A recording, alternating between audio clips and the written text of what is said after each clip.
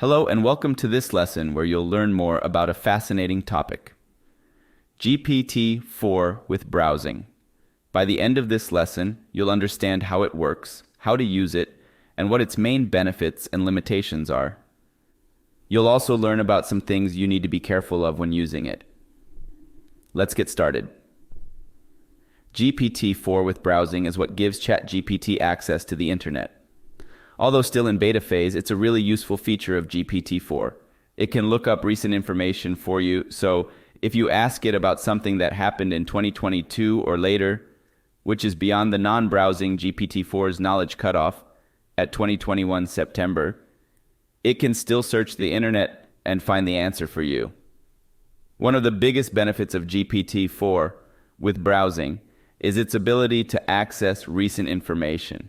It can look up current events, recent scientific discoveries, or the latest sports scores for you. Another benefit is its versatility. It can help you with many different tasks, from writing a school essay to answering trivia questions. While GPT-4 with browsing is a powerful tool, it's important to remember that it has limitations. For one, it doesn't have any personal experiences or feelings. It doesn't know who you are personally, and it doesn't remember past conversations. Also, while it can look up information, it doesn't understand it in the same way a human does. It can't critically analyze information or make judgments about its accuracy. When using GPT-4 with browsing, there are a few things to be careful about. First, remember that while it's a powerful tool, it's not perfect. It might make mistakes or misunderstand your questions. If you're using it for important tasks like research for a school project, make sure to double-check the information it gives you. Second, be aware that GPT-4 with browsing doesn't have access to personal or private data unless it has been shared with it during the conversation. It can't and shouldn't be used to store or retrieve personal sensitive information. And finally, remember that the browsing tool is just like a human using a web browser. It can only find information that's publicly available on the internet. It can't access subscription sites, the content behind paywalls, or any other kind of private database. Using GPT-4 with browsing is exactly as having a conversation with ChatGPT. You can ask it questions, ask it to write something for you, or ask it to look up information. It's important to be specific with your questions or requests to help it understand what you want. For example, instead of saying, "Tell me about NBA champions," you could say, "Tell me who was the 2023 NBA champion." When you want it to look up recent information, you can say something like, "Look up the current temperature in New York." Then GPT-4 will search the internet and find the answer for you. Okay, now I'm going to demonstrate to you how GPT 3.5 does not have access to the internet. So if I ask it, tell me who was the 2023 NBA champion, it says I don't have information. My knowledge was last updated September 2021. So it doesn't know.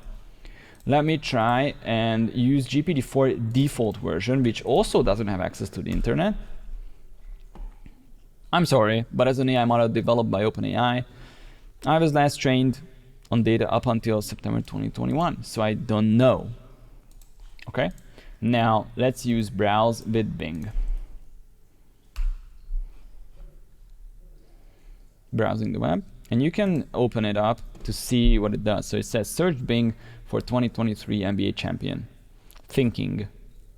Reading content, finish browsing. The 2023 NBA champion was the Denver Nuggets. They won their first NBA championship by defeating the Miami Heat with a score of 94-89 in Game 5. And here is a link.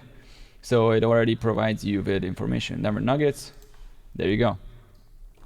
Congratulations to the Denver Nuggets. So this is now the real power of web browsing. Okay, tell me, how should I dress up this weekend if I want to go hiking near Budapest? I'm trying to get it to give me information about current weather.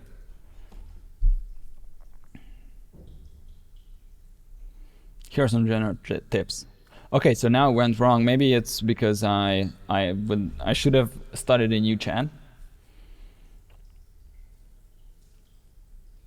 I'm waiting because sometimes what it does is it starts doing the search when it notices that it should search. There you go. There you go. Now let's check the weather forecast for Budapest for the weekend to give more specific advice. See, so it knew that it's like, I cannot give this guy specific enough information. So it searches. The weather forecast for this week predicts temperatures of 28, 29 during the day. And then it tells me how I should dress. I should opt for lightweight, breathable clothing, moisture wicking base layer would be suitable, even though it's warm. Footwear, sun protection. Okay, let's see if this is actually good information. BBC weather. Yeah. Okay, I do not agree. Leave me alone. Yeah, Saturday. Well, I forgot to mention that there is going to be some thunderstorm. Let me ask it. Rain protection.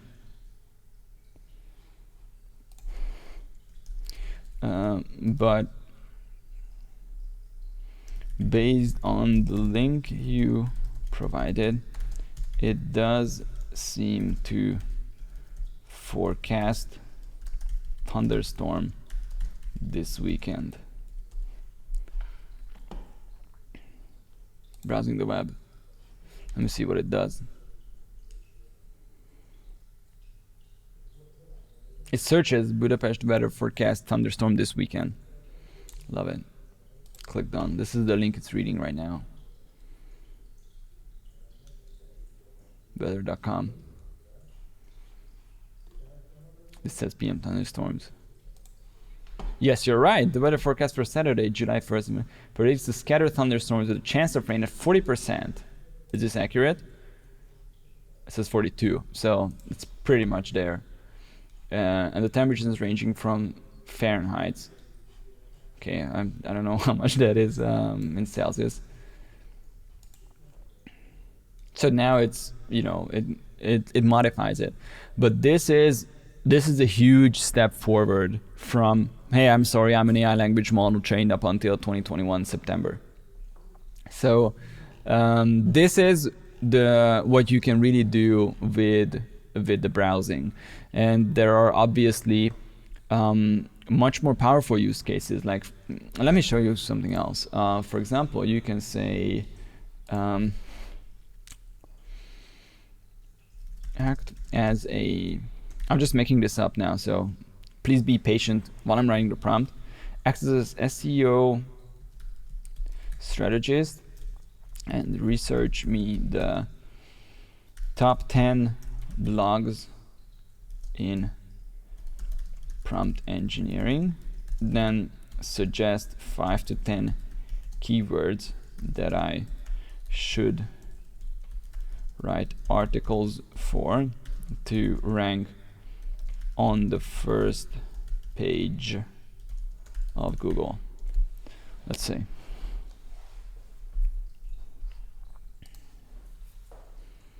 Top prompt engineering blogs. So it searches Bing now. Ultimate Guide to AI Prompt Engineering in 2023. Going back to last page.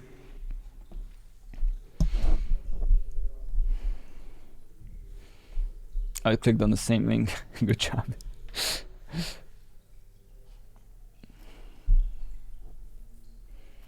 It might confuse it because I asked it to rank on Google and it uses Bing. I mean, these look like, from what I see, the top articles when you search for prompt engineering. Prompt engineering tips and tricks. Okay, so we are seeing these top results. It might take some time to get the entire thing. Okay, so it seems like it finished browsing. It identified 2 notable blogs that have valuable content on prompt engineering.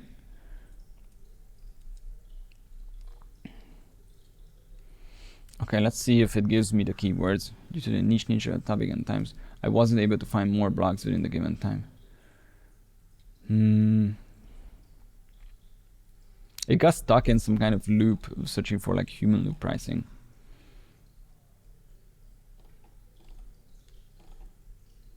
But I mean, these are 10 really good phrases to write articles about. Oh yeah, there we go. I recommend using a specialized SEO tool. Yeah, that's what you need to do. You cannot really get SEO strategy and tips from ChatGPT. It's a generative AI. So yeah, totally. Like, and this is again a power of GPT-4 compared to 3.5, because GPT-4 seems to really know its own limitations. It knows it is not capable of doing SEO search or SEO analysis and keywords. But I think this was a pretty good test of what it can and can do. So you should use browsing to get really up-to-date information when it comes to using ChatGPT or writing articles. Sometimes I just leave web browsing on, and sometimes it uses web browsing and sometimes it doesn't. As you saw in the previous one with the weather forecast, it started writing things on its own, and then it realized, oh well, it seems like I don't know enough, so I need to look this up on the internet, and that's what it did. So that's it, and I'll see you in the next video about GPT-4 plugins.